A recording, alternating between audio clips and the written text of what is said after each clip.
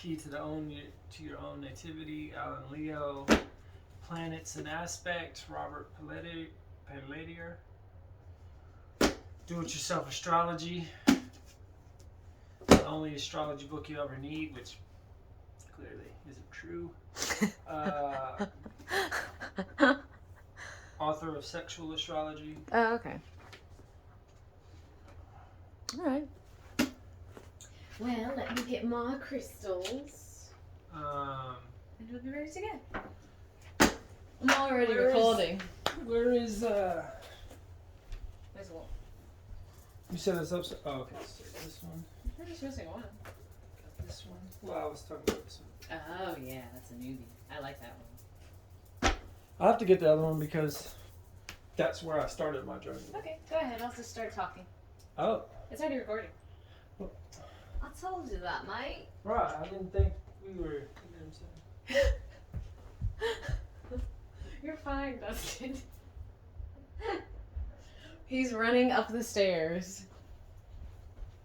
I just wanted to go ahead and see if I can fit. I just wanted to go ahead and press record because I think it helps get us into more of a natural flow for our videos, you know. So, yes, peace and love and welcome back to the palace. I'm very excited for what we're going to be hanging out and talking about today because honestly it's like the basis of many of the experiences I've had in my true walk here on earth. It's a part of my everyday. It's a part of how I understand what's occurring within my personal life and other people's lives, how to better interact with other people, how to understand how other people work. Astrology has been like a beautiful, beautiful tool in both of our personal walks, so we're just going to talk about a little bit of astrology. I bet he's having trouble finding where the book is upstairs. Waiting to hear feet. You found the book? He found the book. I hope you're doing well. Excited and ready. Let me know your big three in the comments below. Big three in the comments below. Sun, moon, rising. Oh. She's funny. Am I good in the shot? It's a little dark. Turn on the light above. What do you think? It's a little better, yeah. That's how, yeah. Right. You should probably set up camera from now on. Because I'm just like, yeah, looks good. The Libra rising here would truly understand that. Capricorn rising is just like, I know what we need to do and what needs to get done. And then the Libra rising comes and brings the beautiful aesthetic into place. I zoomed out because I thought it was cool to see more. If you zoom it into like before, it just gets like... I like it. I thought it was pretty cool. It looks like we're in a huge bed. We are in a huge bed. We are in a huge bed. 2 twin-size beds. That life, together baby. make a queen size. I mean a king size. So if you want to save some money, get 2 twin-size beds. Put them together. together. You got a king! Okay. Well, I already said peace and love and welcome. Welcome back to the palace. What we're talking about. That's exciting. Do-wop-a-doo. So yeah, we're just gonna talk about astrology. The best thing in the world. I have right behind where our camera is all of Dustin's planets, his signs, his houses, mine. Can you guess my transits. sign? Yeah. Guess his sign. Just by looking at you like that? Guess my sign just by looking at me. Leave it in the comments and I'll let you know if you're right. But yes, would you like to start? Want me to start? We talked about it the other day. So we could kind of flesh it out so we wouldn't be rambling because this is definitely a subject that I can ramble on. About speaking on astrology, you know? I just find it really cool that as I embarked or first started my journey with astrology, shortly after I started, I met her. So it was almost like the stars guided me to her. No pun intended. I'm not that funny. Every time I try to make a joke, I'm not funny. She's funny. Oh, nope. I just tried to make jokes last night. Didn't work. I'm a different kind of funny. No, she's funny.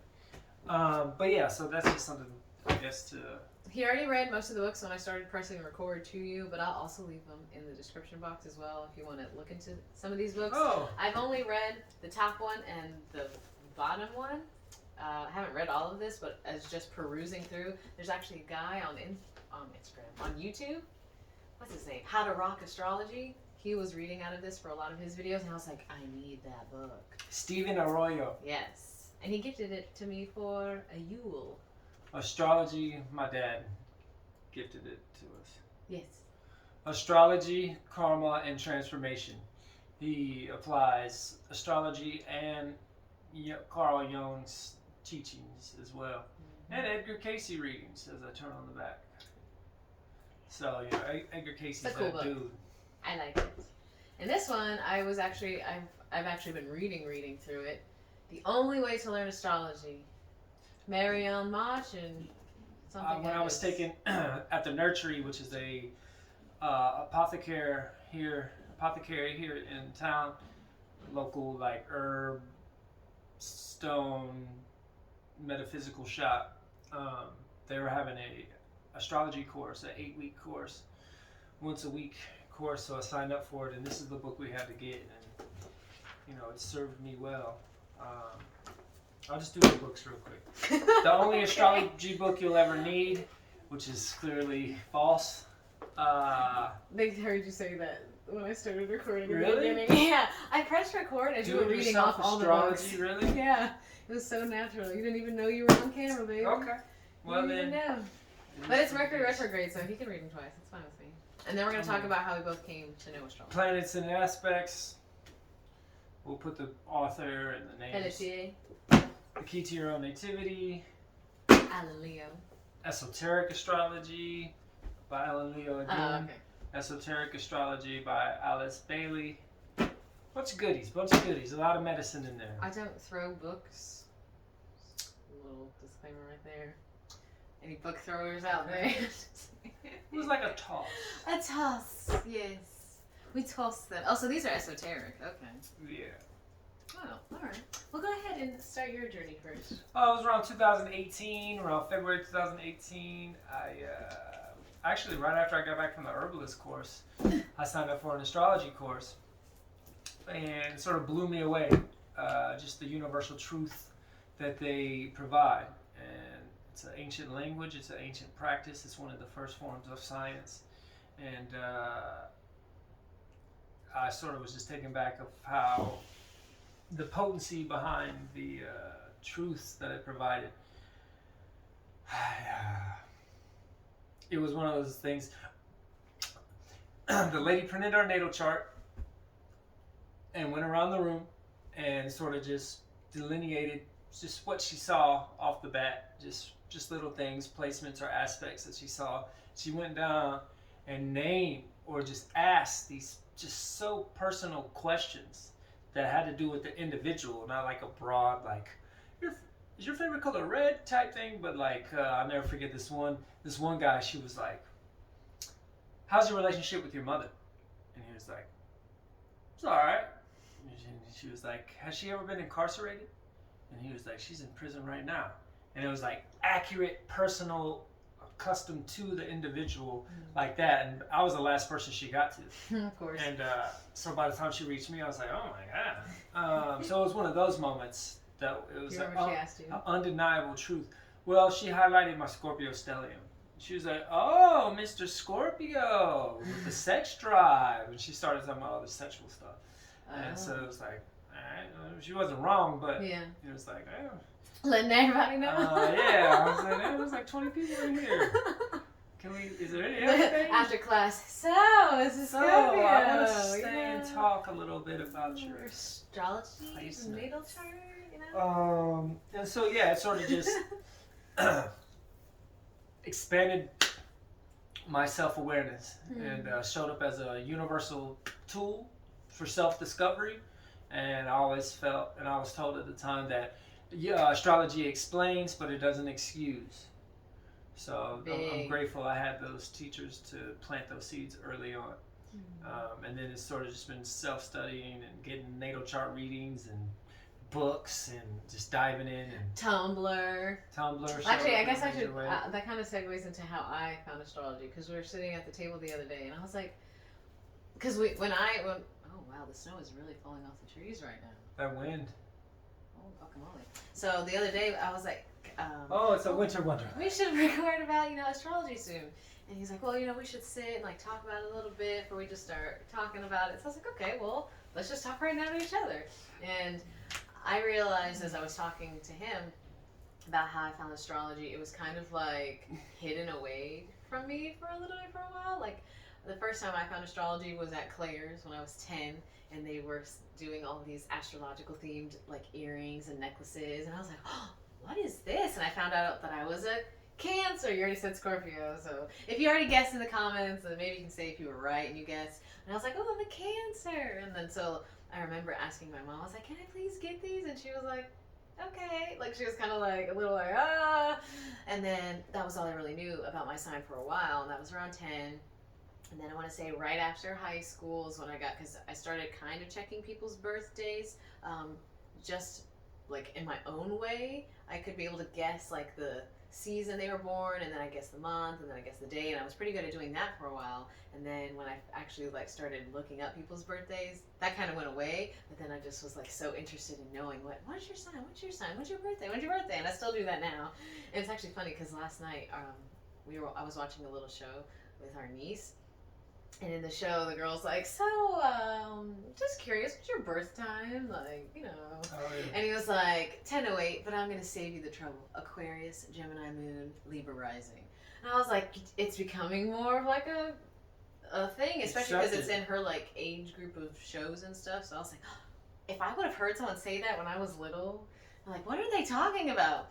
So my journey was a little bit different. The taboo is returning to the sacred. Exactly. So it was really cool. So I started kind of getting into astrology more in depth after high school, and then I would get on Tumblr. And I found a lot of like people on Tumblr. Shout out if you're a Tumblr-er.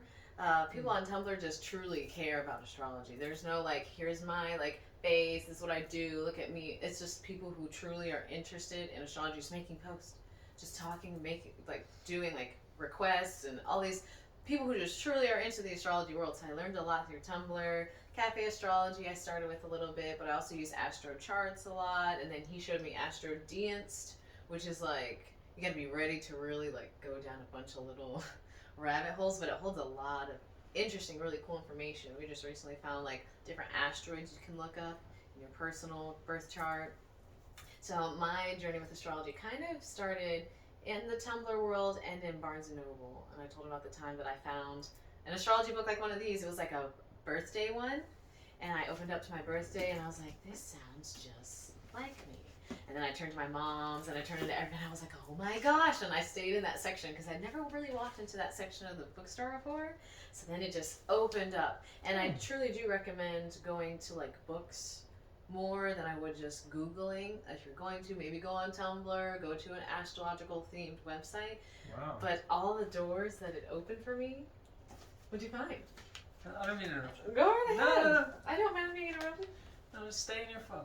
I can jump right back in it. I know where I was. No, I was just Uranus and Sagittarius. I've never really just looked at Uranus and Sagittarius, which is where I have it. It says awakening through seeking. You belong to a generation born the first 5 years of the 20th century or the early to late 1980s. 80s, baby. Whose intention is to reform religious, legal, culture, and academic attitudes. Sounds about right. Or rebel against these aspects of life as you encounter them. Yeah, sounds like you.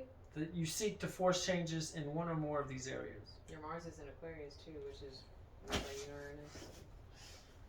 I like Just it. a cool little discovery I had. Sorry. There's going to be a bunch of those. Aha! So I loved it. I was like super into it. I started doing a lot more research on astrology as I got into relationships, and then like I just stayed on the top of astrology for a while, but sun signs. And then to see on Cafe Astrology in my early 20s, sun, moon, Mercury, Venus, Mars, like every planet. And so then I went down through just all the planets, and then I saw that there are also houses if you know your birth time and see where the planets reside in your houses. And I wasn't ready to go down the house door yet, but eventually I did, and that opened up an even greater understanding of how I walk through this life, especially in Placidus. In Placidus, I'm an 8th house stellium and a 1st house stellium. And whole signs is different, but everyone has their own Preference. thing. But as I was reading, and I even got actually a North Node reading done based on whether or not Placidus or whole signs to see what resonated and what didn't, and I was recommended to just take what resonates. So then I went down the house journey, and now I'm kind of at the transit journey and aspects that are made, just because it creates a whole other kind of chemical combination with all the planets.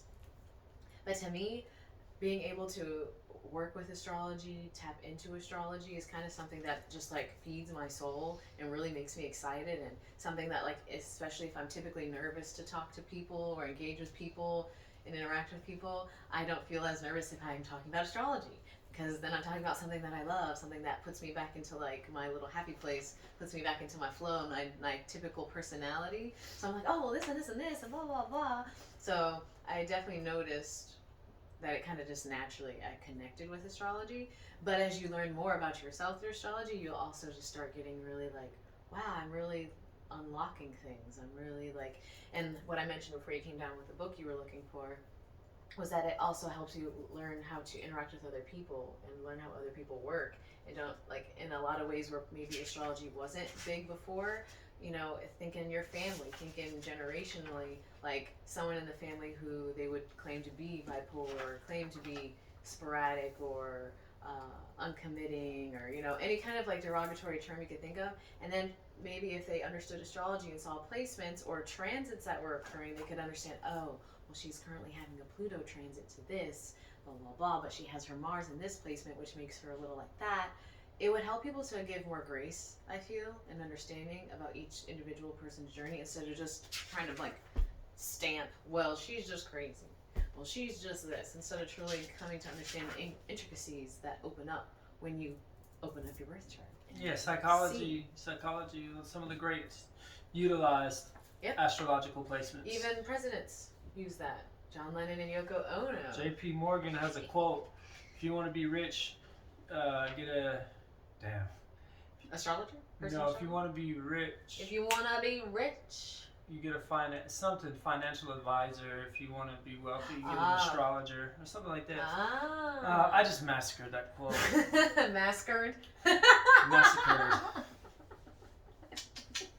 You just massacred it. Massacred. Yeah, but for me, astrology is a beautiful tool, and like he said, tool for self-discovery. It doesn't excuse. Yeah, it explains. It explains, but it doesn't excuse, because there are a lot of times where I can be like, oh, well, I have these placements, so I can't do that. It's not supposed to work in that way. It's supposed to say, I have these placements, so some of the challenges I chose to encounter this lifetime are these, so that I can strengthen myself and hone and shape and refine who I am, and be able to overcome those things so that I can be in the highest exaltation of whatever sign I'm in. Yeah, I like the way you put it. You said it just explains like the energies that you work with on a daily basis. It just identifies the energies you're working with. And that's they're not what I working like to do. you're working with them. They're working through you. And it helps to identify, like, oh, okay, this explains a lot. It doesn't excuse my actions. Which is pretty funny to think about, because if I'm thinking about, like, when I point out, like, if Haven's in her Mars and Gemini energy, I'll be like, that's her Mars and Gemini, or like, oh, that's her Moon in Aries. But for you, it's like, oh, that's your Sun in Scorpio.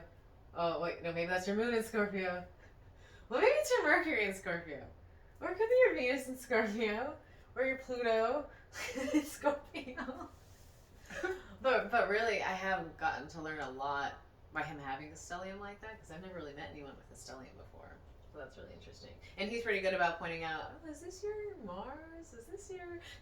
I noticed my Venus sign, Taurus, is coming out more, and I was starting to see his, because I was like, I feel like I've never really seen your Venus that much. I see your Sun, I see your Moon, your Mercury. I definitely see your Mercury. Definitely see his Mars in Aquarius.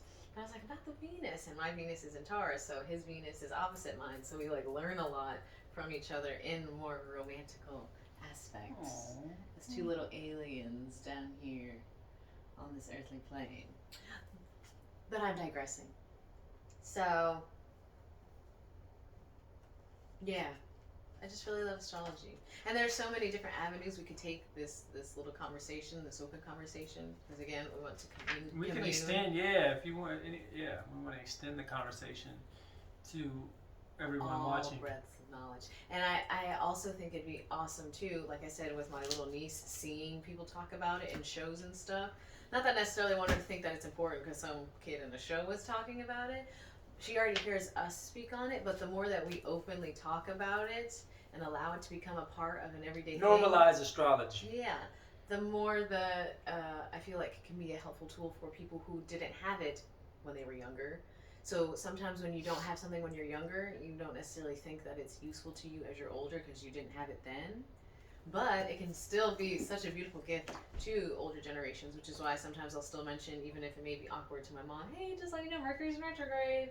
Hey, this is in retrograde. Hey, this and that. Just to bring an awareness to it, not to say like you need to believe in this, because whether they believe it or not, planets, we are affected by the planets, just like we're affected by the sun, just like we're affected by the moon. All the planets that reside within our solar system in this galaxy do affect us. And so, when I say, hey, Uranus went direct, even if they don't necessarily like take all of it or there's any curiosity, at least I'm doing my part in just allowing the planets some kind of honor and respect in what they do for us. Because a lot of the planets right now are working in our greatest higher good for the dawning and the ushering in of the age of Aquarius. The Saturn-Pluto conjunction was what really gave the hard reset to the Earth. And we didn't necessarily give credit to Saturn and Pluto. We gave credit to blah, blah, blah.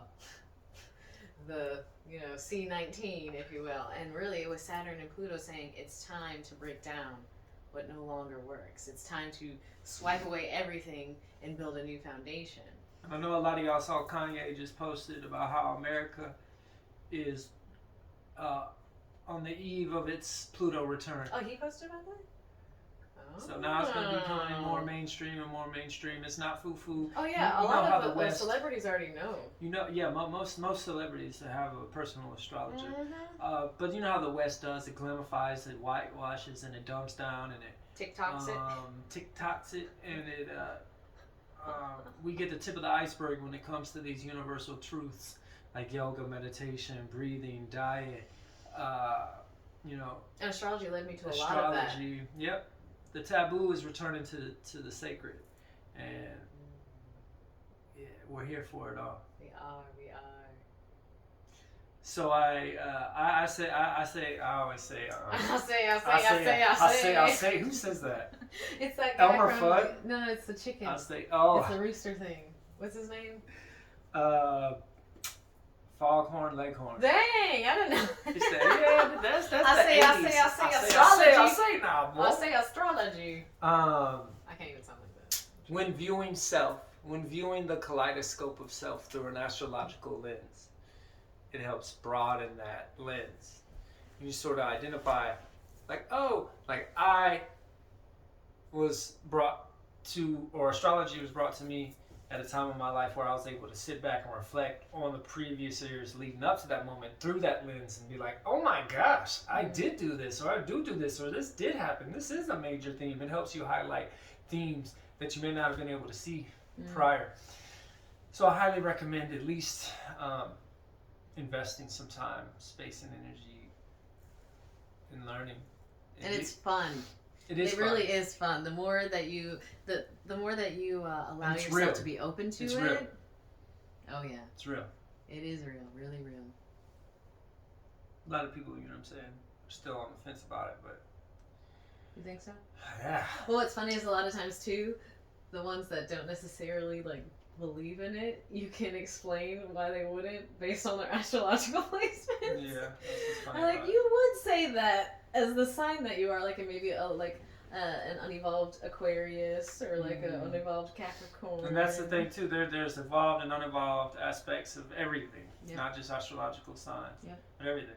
And I learned that a lot personally because I kind of just always took someone's sign at face value, they must be embodying the best of this, and I definitely learned, you're kind of feeding into the distorted aspects of this, and you haven't necessarily worked with it yet to elevate it to its highest container, its highest shine. I love it. Astrology. Astrology.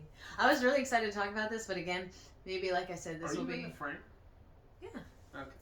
I should be. I was zooming out. Remember, it's the whole thing. So I was like, I can lay, because it's supposed to be. We're bed piecing it, Laying. We're bed piecing, hair piecing it. Got my silk.